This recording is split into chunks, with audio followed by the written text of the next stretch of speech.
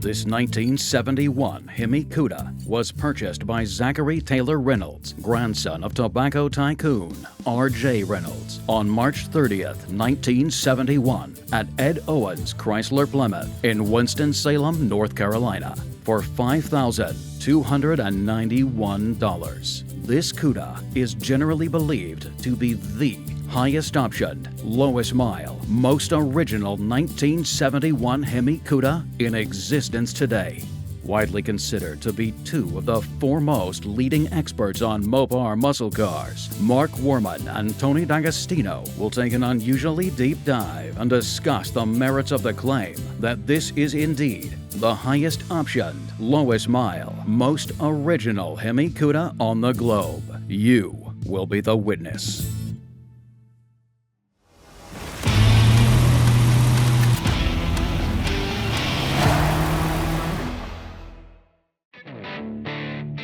So Tony came in town this week, and we decided one of the first things we wanted to do was get up to the Brothers Collection, our friends up in Salem that have all the amazing cars. And since he knows of a couple of cars that are up there, we were going to look at them and walk around and check out some of the others. So I'm really looking forward to today. I think it's going to be a blast. I always do learn things when Tony's out. He learns some things from me as well. Now, while we're gone, I've chosen to leave Will in charge. We have to have a foreman on duty, so Will is in charge of the shop while we're up in Salem.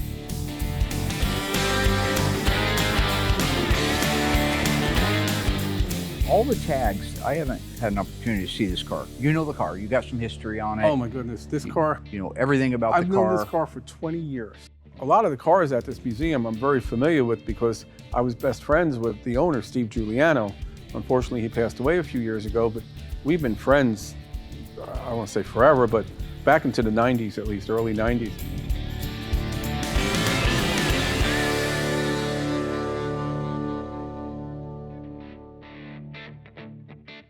Okay, so today we have our 1969 A57 Cuda that is almost at the finish line.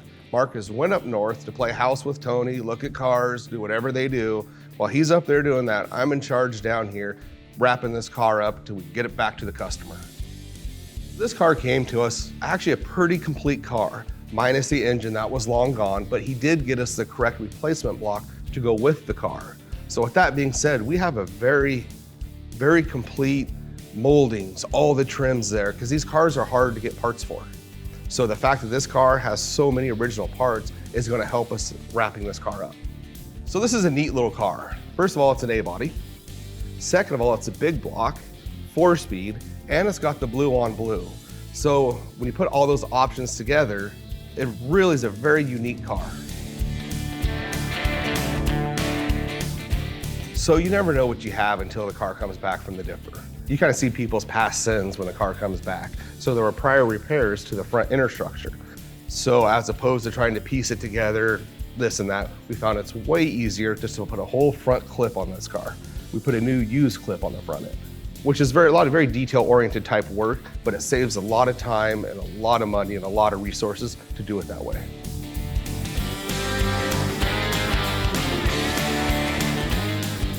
So clipping a car is basically just replacing a large section of the car, whether it be we put a whole new front end on it or we put a whole new back end on it. When you have a lot of repairs that need to be done on the front end, it's not worth doing a patch here, a patch here, a patch here. It's a lot quicker and it's a better job to just remove both aprons with the core support completely off the front end of the car and installing one whole new piece.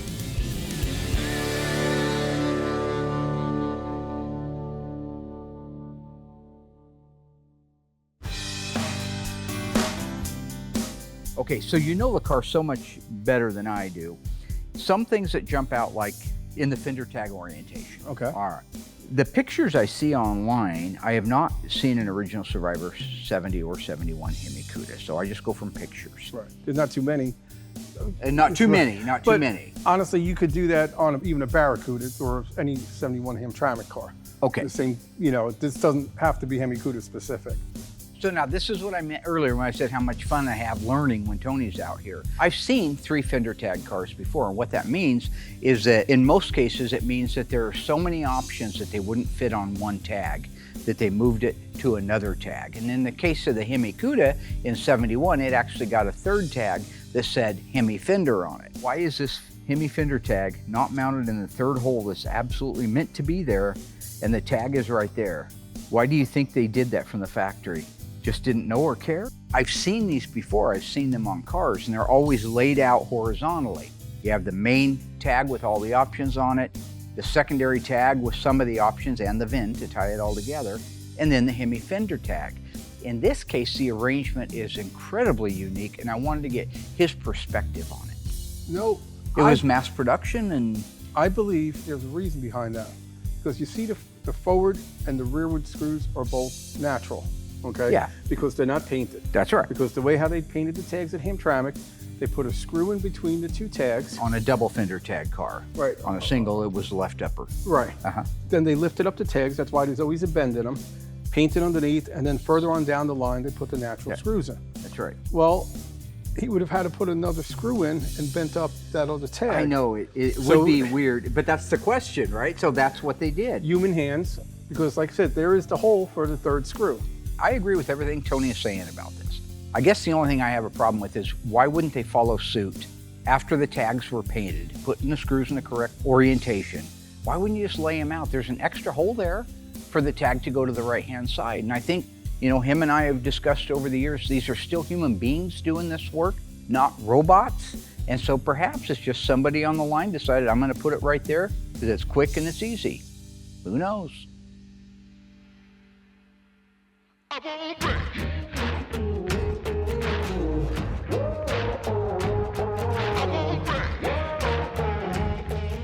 You know, once all the metal work was done, you know, the car went pretty fast. Got it right out to Michael for all the body work. It's nice because this is not like a second generation Charger. You know, it's not 30 feet long. It's a little A body. So we're able to get the body work done, the prime work done really quick on this thing.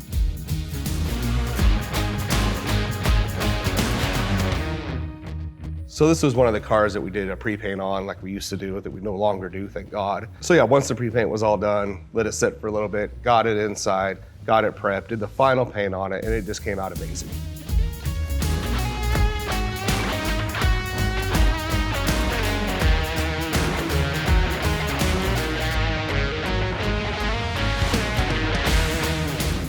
You know, once the car was painted, we got the cut and buff done, got it undercoated, fired it off to Mark and cousin Dougie to get the drivetrain put in.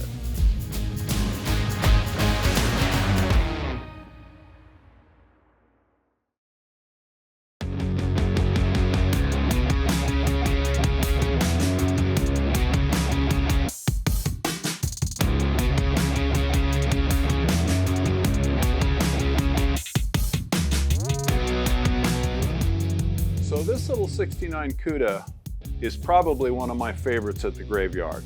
And I was really excited about getting to work on an A-body with Mark.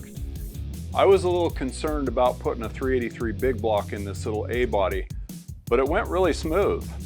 I actually got along with Mark. Or should I say, he actually didn't insult me for a little while.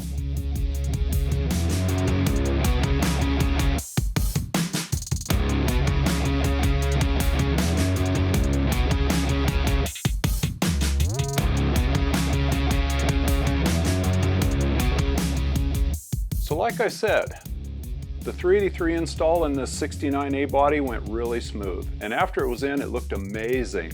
When that was done, we put on the wheels and tires and kicked it off to assembly.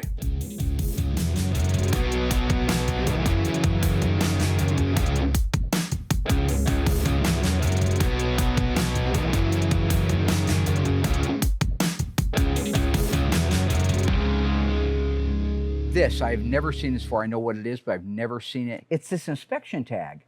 I've seen little bits and pieces of inspection tags, but I've never seen one with all the parts on it, or at least what appears to be all the parts. Now the breakaway tag, I've never seen that. I know Tony says he has some of those in his stockpile of things that he's collected over the years.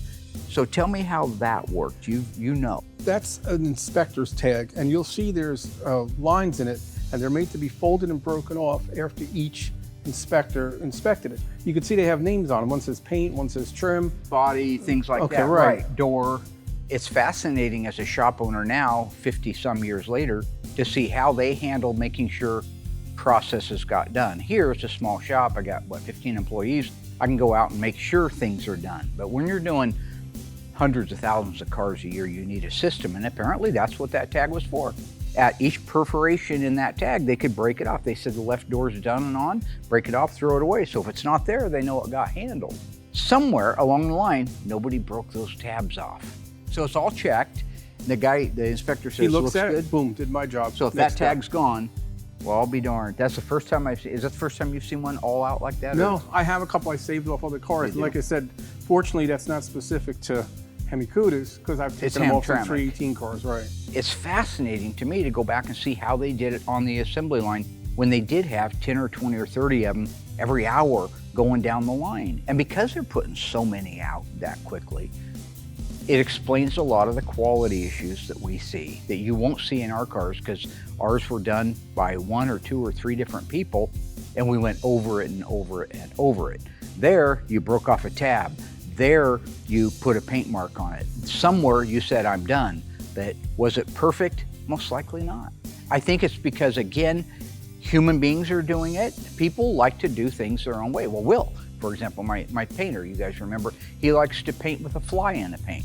He enjoys putting flies in the paint. What the F? He's 100 miles away. He still finds a way to insult me while he's on vacation, and I'm here trying to get it, like, keep his shop going efficiently. You know what it's like having 30 kindergartners around here? It's a full-time job. I don't got time for that.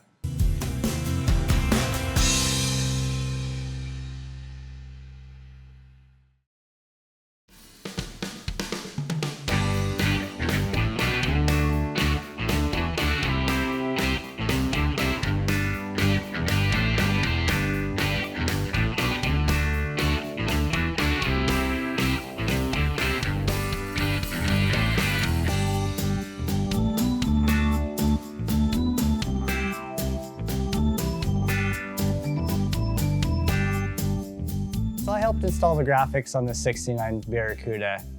It was a really fun new process for me to be a part of, and it was really exciting to learn some of the new tricks of the trade to help me be able to do this in the future. It's really fascinating to see how many graphics go on this, but also how many are painted and how many are decals. I don't understand why they do that, but once everything's all said and done, this thing frickin' pops.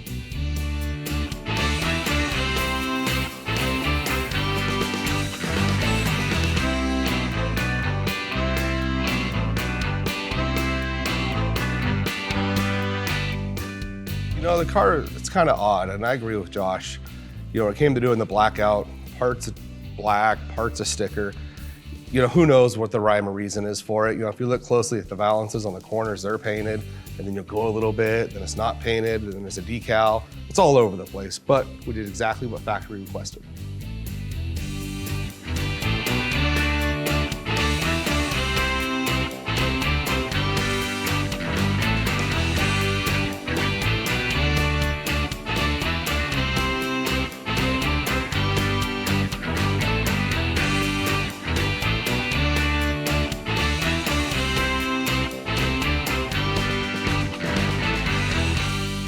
A few other things here. Battery cable, I've seen this all over the place. Oh, the battery cable's the negative cable that's painted on the engine's only part way up. No. This thing was all the way up, and there's orange paint on the head itself. That's the way almost all of them have been. I've hardly ever seen them that didn't have That paint has some on the beautiful lead. line drawn right through Never. it. No, you'd blast it. Right. And it probably had a lot more on it before 50 Oh, years of the getting lead. jump started and Well, it doesn't adhere to the lead too well. right.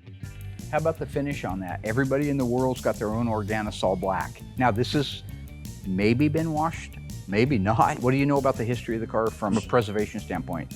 One of the reasons why this Survivor is better than just about all the other Survivors is because of the environment that the car was always kept in.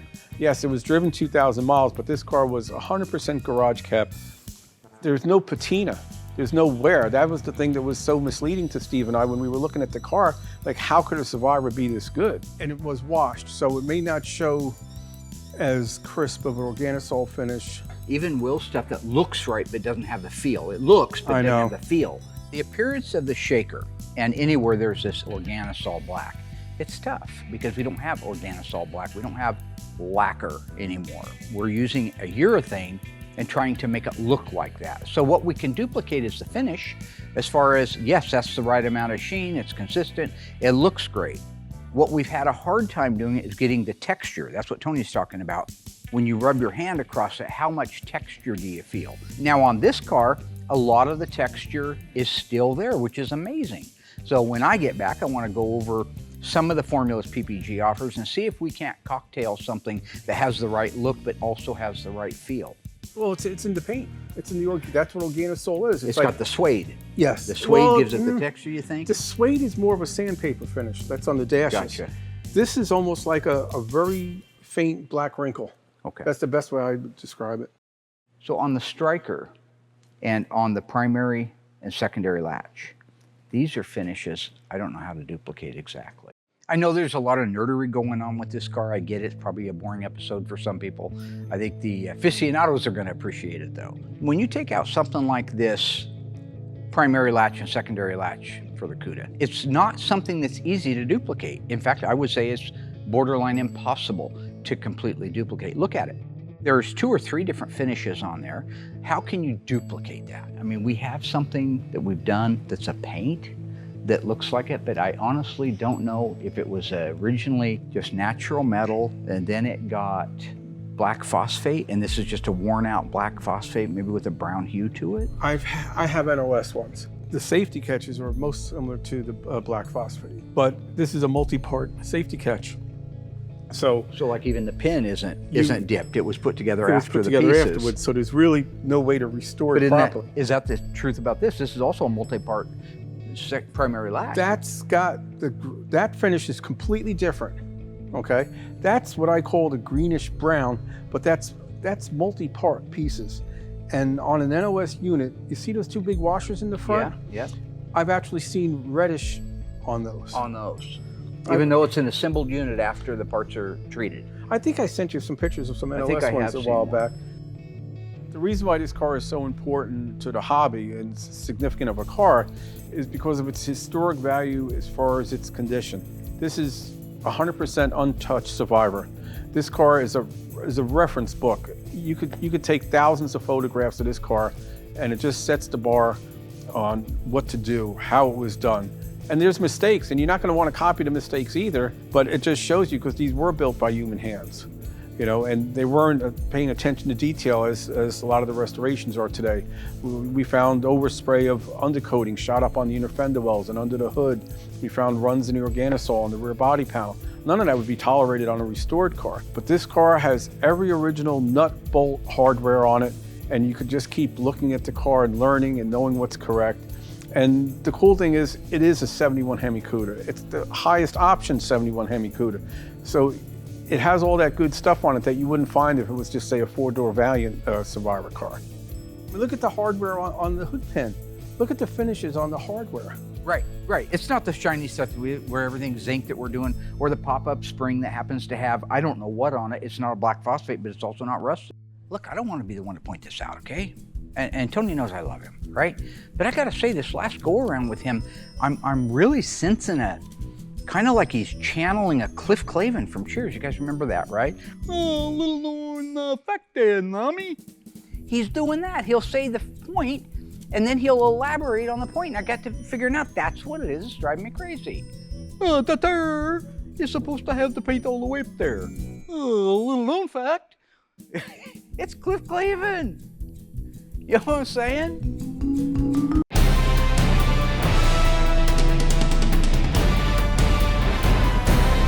Okay, I see how Mark is. Just because I'm not there to defend myself, he comes at me with this Cliff Clavin stuff. The only reason I elaborate on things like the phosphate finish is I'm trying to help him. Trying to help him learn, which he needs to. I don't do it for my own entertainment. I got better things to do. Cliff Clavin just liked to hear himself talk. I try to educate people. If anyone is like somebody from Cheers, I'd have to say Mark is like Woody. Now back to the phosphate. It's a little known fact there, Mark. They all vary. It's not always just regular phosphate.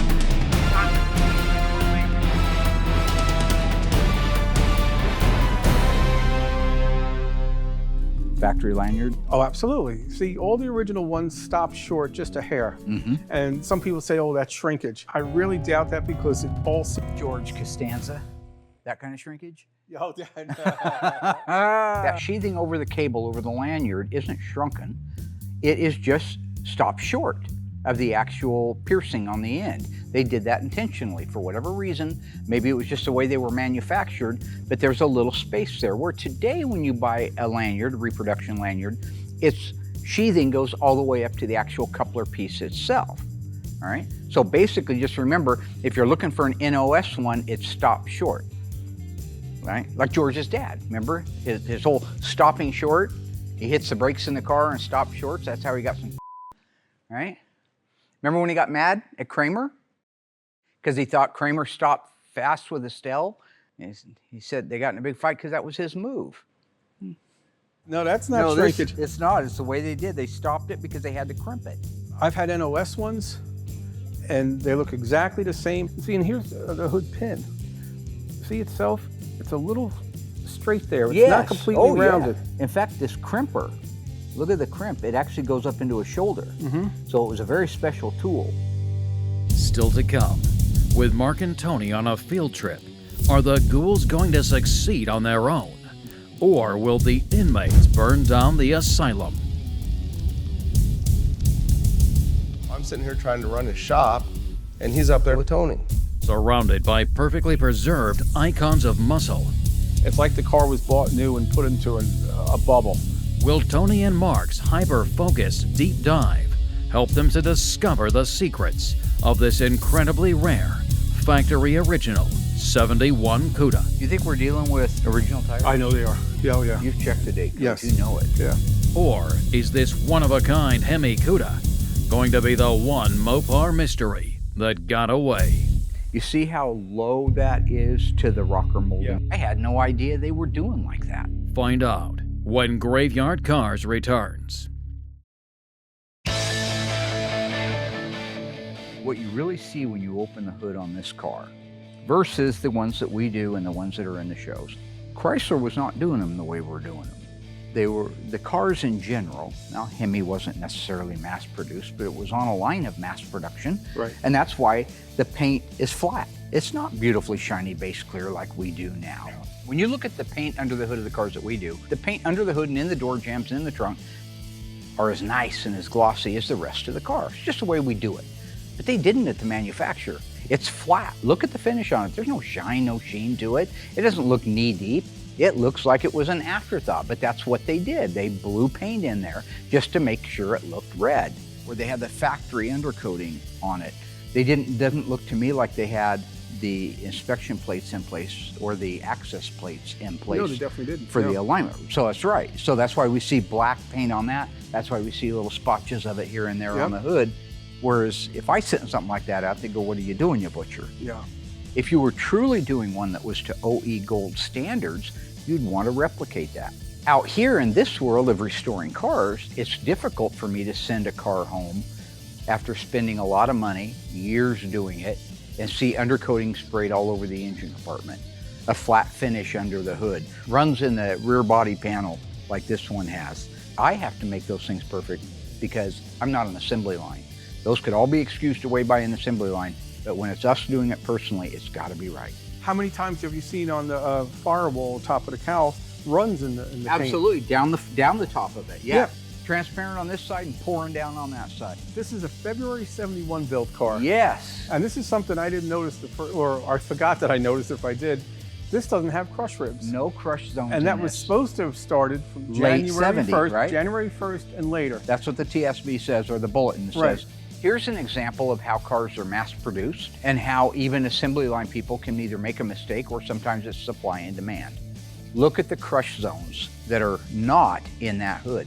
This car was built in February of 1971, I believe. In January of 1970, they were supposed to all get the crush zone style hoods. That was a safety feature, right? Here's a car that was clearly built a month or more afterwards that has a regular hood on it. And Tony explained his thought was maybe they had more hoods ordered than they ever needed to use. You put in the crush release For hood. safety, you know, Yeah. so the hood would crush instead of coming in. And what does dry. that mean? So how did this obviously original paint hood, how did this original paint hood go on a car that was built in February of '71. Right. Over a year and 2 months after it was supposed to be a crushed zone style. Well, now I'm going to do everybody a great big solid right here. Okay, Tony's answer to that, why he thinks it could have happened, which is speculation, was a 2-hour answer. the time they started getting on cars was a little bit later in the year. Now you also have to remember, So unless you're sitting at the bar at Cheers drinking beer for the next 2 hours, I'm going to give you the Reader's Digest version. and this is only a guess, I can't say I know it for sure. He's saying that since the shaker option was a fairly rare option, it is very possible that they had a lot of the 70s style non-crush zone hoods left over from the run and they just put them on. Maybe they didn't pay attention to the federal mandate. I think basically that's what he's trying to say.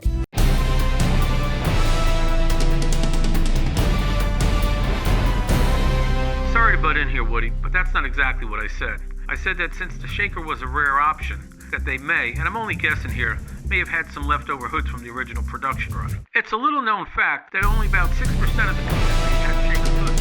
So they may-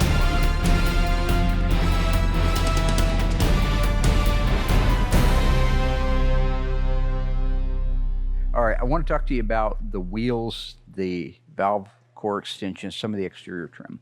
Another cool thing about this car is the options on it. I mean, this car had 2 window stickers. It's just, it goes from front to back with louvers, spoilers, mirrors, radio, cassette deck. Funny thing I want to tell you about the front spoilers. The front spoilers were not. Listen up now.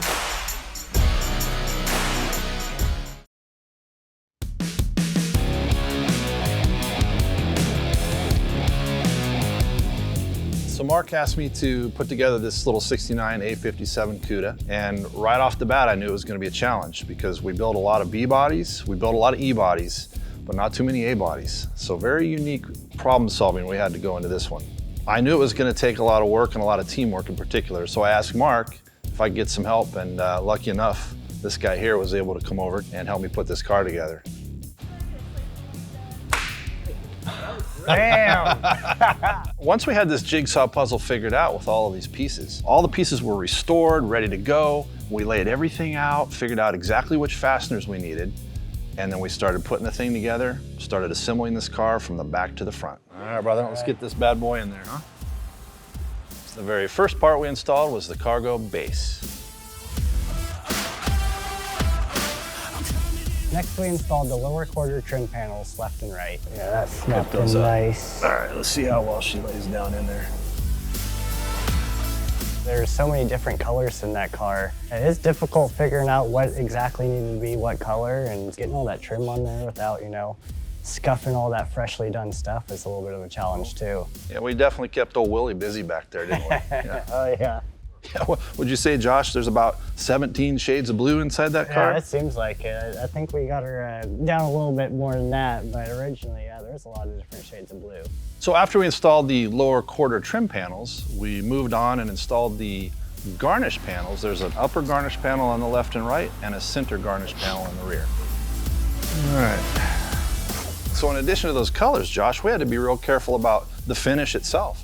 Sometimes they had a semi-gloss, sometimes they had more of a satin finish, and maybe even a glossy finish at times. Oh yeah, I think we had to change 1 or 2 pieces after we figured out what gloss they needed. Absolutely. With the interior trim panels in place, the next part was the fold-down cargo door. When I first saw this thing coming through, I wasn't a real big fan of it, honestly. But man, the more and more this thing came together, getting that interior in there, seeing some of the decals go on, it really is a sweet car, and I'm a big fan. So once we had all of those pieces in the car, we were able to move forward a little bit. We got the rear seat installed, the rear carpet, and some lower trim panels in the rear, and voila, the whole back of the car was done. And then we could stand back, and wow, one of the most beautiful interiors I've ever seen. Certainly one of the most beautiful I've ever been able to be a team and put together. Straight to the top.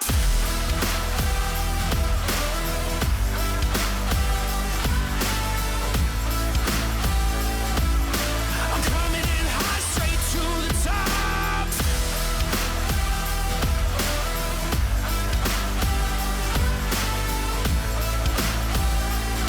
I'm gonna light it up.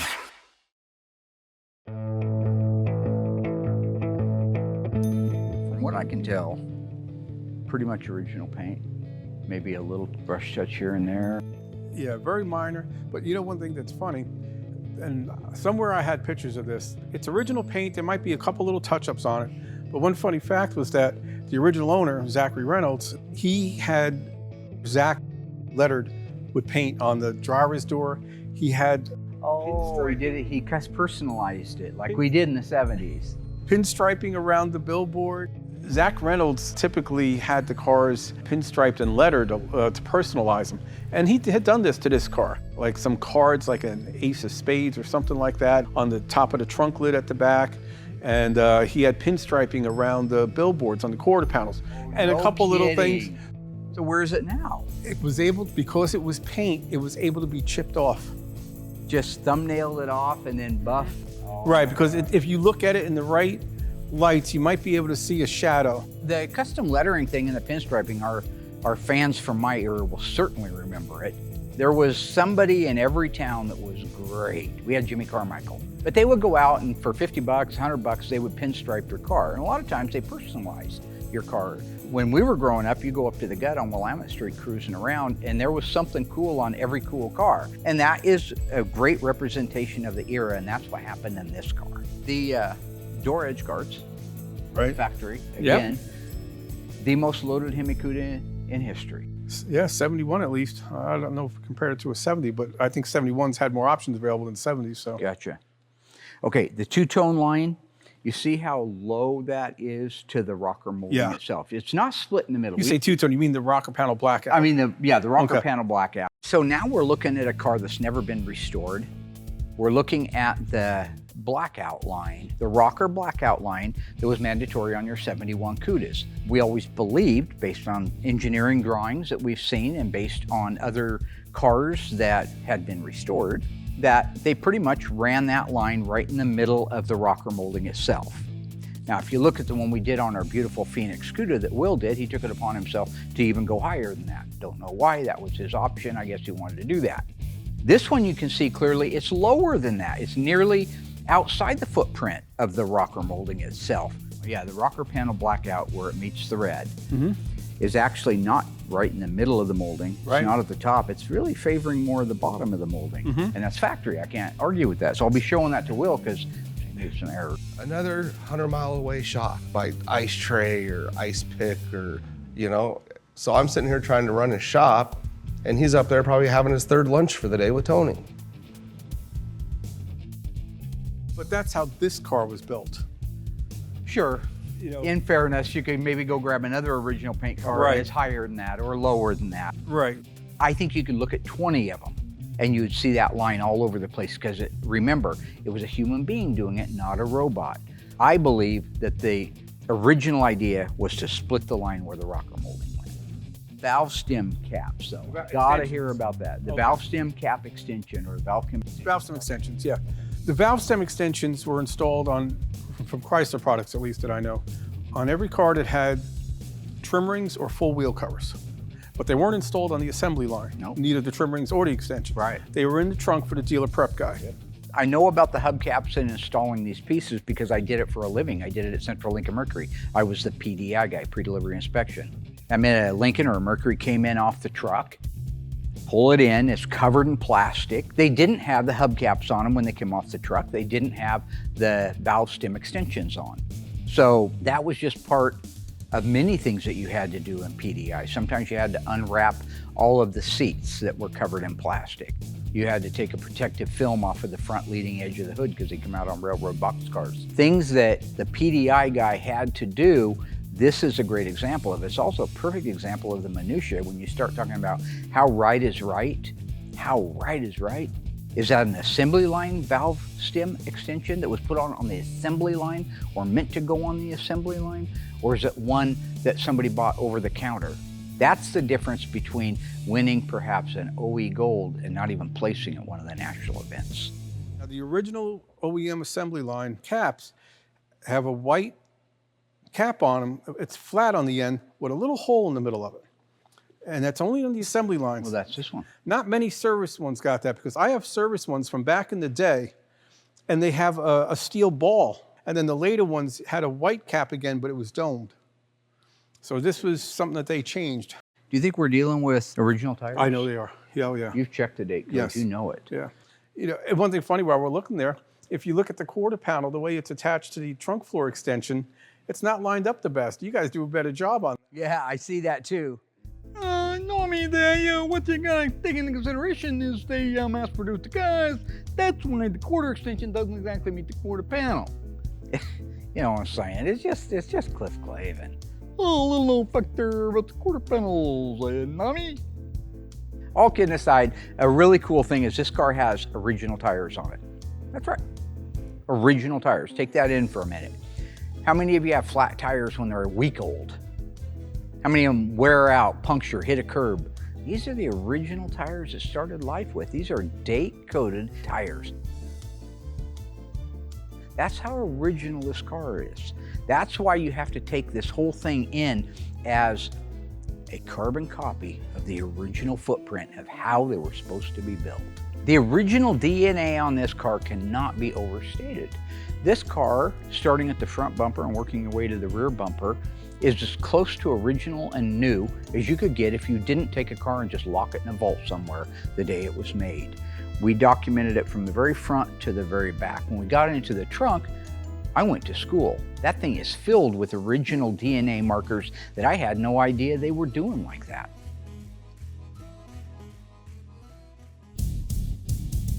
Stay tuned. Will these feuding friends But if you look at this one a little bit closer, part with their pride and uncover the secrets in this one-of-a-kind 1971 Hemi Cuda? it's like the car was bought new and put into a bubble.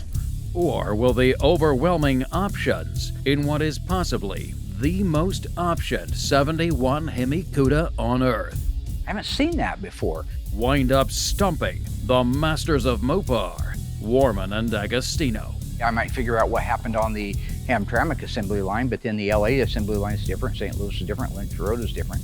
This is it. I'm in awe. Find out when Graveyard Cars returns. We could literally spend a week, I think, on a car like this.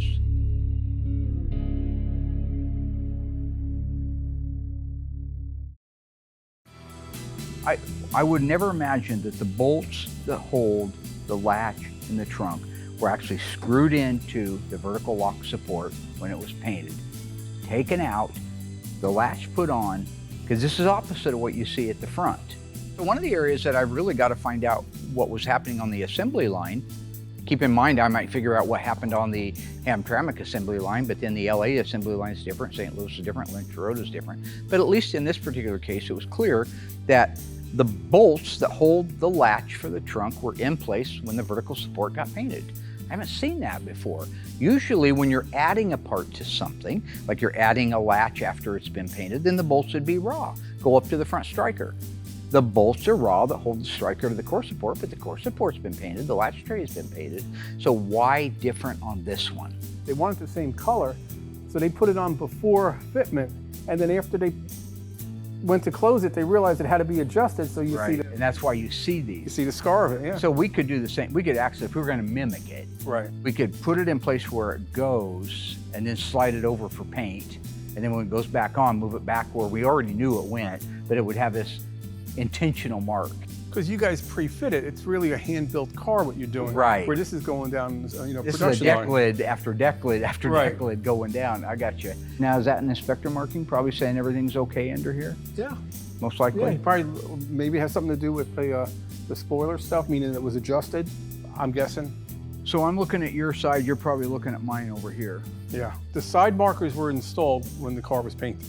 Okay, so the side marker housings were painted red, and in the trunk you could see 99% of the retainer is also red. They've painted actually body paint color. on the retainer and the nuts. But if you look at this one a little bit closer, because this is a billboard car, the back side of the retainer, Oh, there's no overspray the back side, the housing is natural. How could that be if everything else is red? because it's a billboard Right, car. when they put the billboards on, they get the went and got painted a ones, side marker. chuck them out, and that's why if you notice on the back of the housings, it says black and Yeah, white. and white, right. Remember, on a 71 Cuda, an option, not standard equipment, was the billboard graphic. You've seen us do many of them. We did one on a purple 71 convertible. We did it on the Phantasm car. We put these on, you know what they are.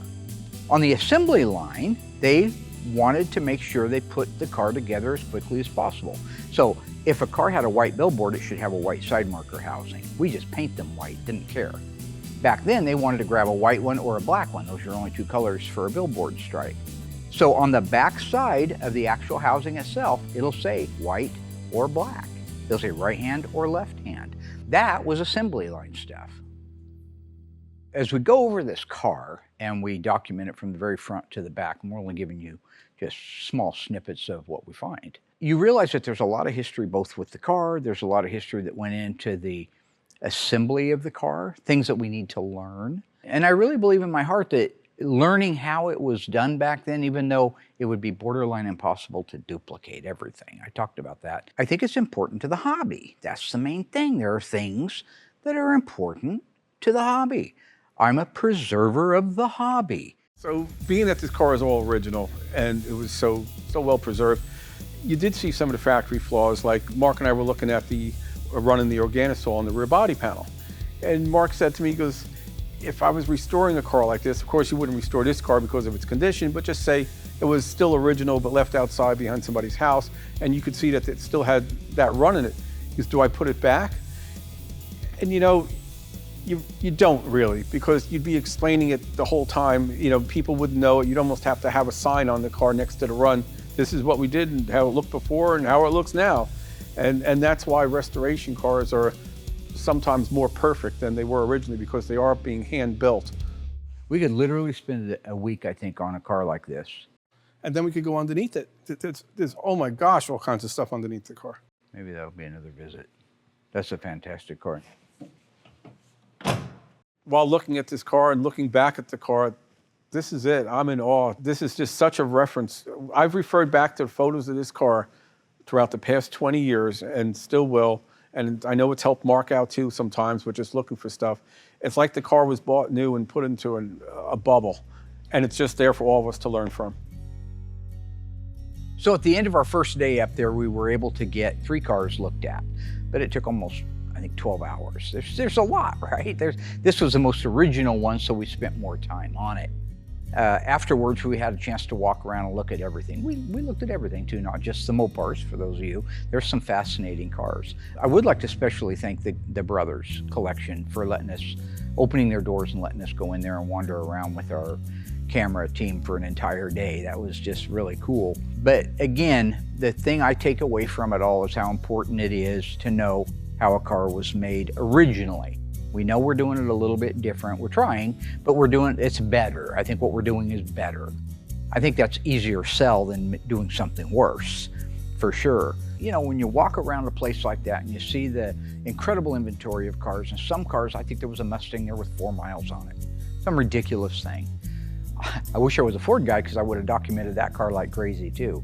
But again, not to beat a dead horse, but the most important thing is that we preserve the hobby in the integrity it originally started. Don't modify anything. Don't say something was the way it wasn't. It may not be perfect, but that is the way it is. The overspray, the undercoating, the dull paint, the runs in the Organisol on the back end of the car, and quarter panel extensions that don't fit the quarter panels very well, trunk floor extensions that don't follow the shape of the quarter. We do a lot better job here, but ours aren't really necessarily exactly the way they were on the assembly line, just a little better. Preserve the integrity of the history of these cars. That is my goal.